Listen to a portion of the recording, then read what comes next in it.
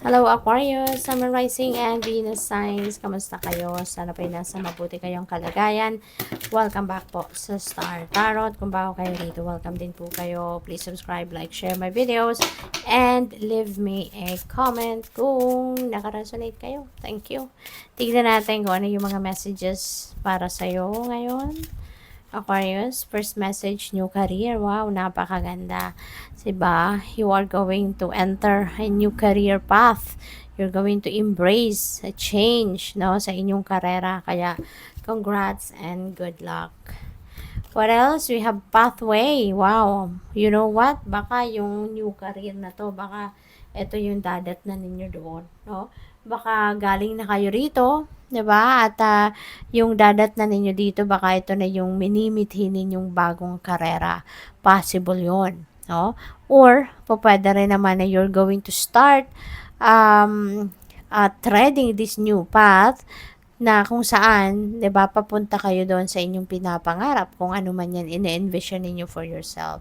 Kasi maaari na dati, alam mo 'yun, ini-imagine mo lang 'to, pinapangarap mo lang, pina-fantasize mo lang, pero look at you now, 'di ba? Maglalakas ng loob ka na tahakin, no, ang path na 'to patungo doon sa inyong pangarap. Kaya congrats sa iyo kasi may strength ka na, may courage ka na para isa katuparan na kung ano man itong goal mo rito. So, what else? We have family room. Baka time for ano kasi ngayon, 'di ba?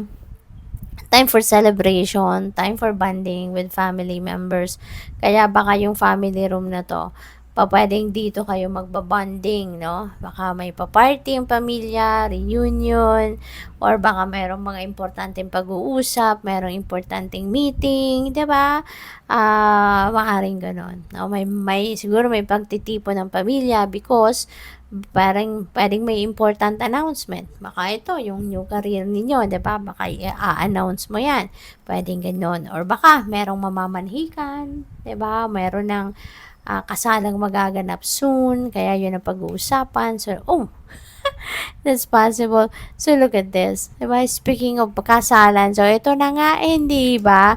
Merong ang marriage card. So, possible, no, Aquarius, na meron talagang magpapakasal. So, pwedeng kayo ito na magpapakasal. Pwede rin naman na kamag-anak ninyo, kapatid mo, pamangkin mo, 'di ba? Or anak mo, depende sa inyong sitwasyon. But there is marriage, no, happening dito for some of you or within your family. For others of you na wala namang ganitong sitwasyon, this could also signify marriage and business. Baka meron ditong business partnership na papasukin ng iba sa inyo.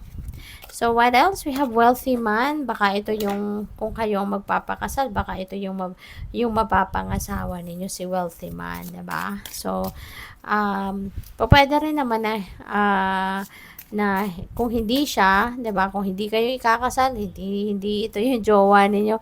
This could be someone, ano, nakakilala ninyo. Baka ito yung boss ninyo sa trabaho, 'di ba? Baka ito ay manliligaw ng iba sa inyo, 'di ba? Depende kasi iba-iba tayo ng ano diyan ng sitwasyon, hindi ba? So, but anyway, wealthy one is someone na very wealthy talaga. Siguro marami na siyang ipon, established na siya sa kanyang money, career, and finances, maaring meron siyang negosyo, maaring nasa mataas na position siya sa kanyang trabaho, kaya ayan, wealthy na siya, marami na siyang ipon, 'di ba? So, keep the faith, okay? Keep the faith, kapit lang, 'di ba? Laban lang, kapit lang sa inyong paniniwala.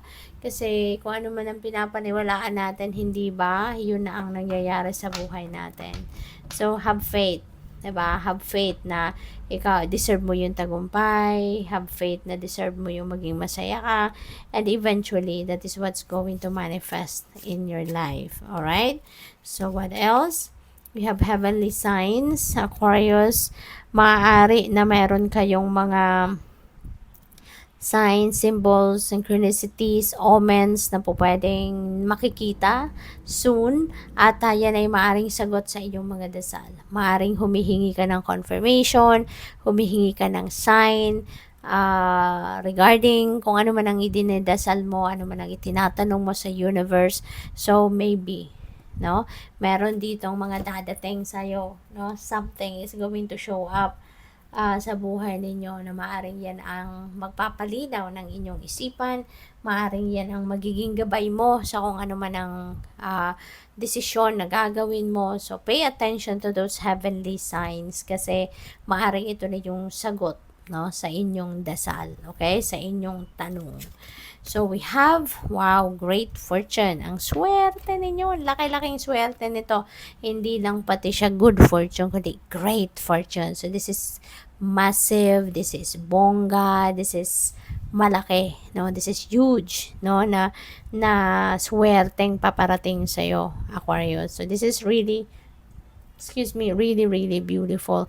So, i-align mo na yung inyong sarili. Align your energies, your thoughts, your feelings, your emotions.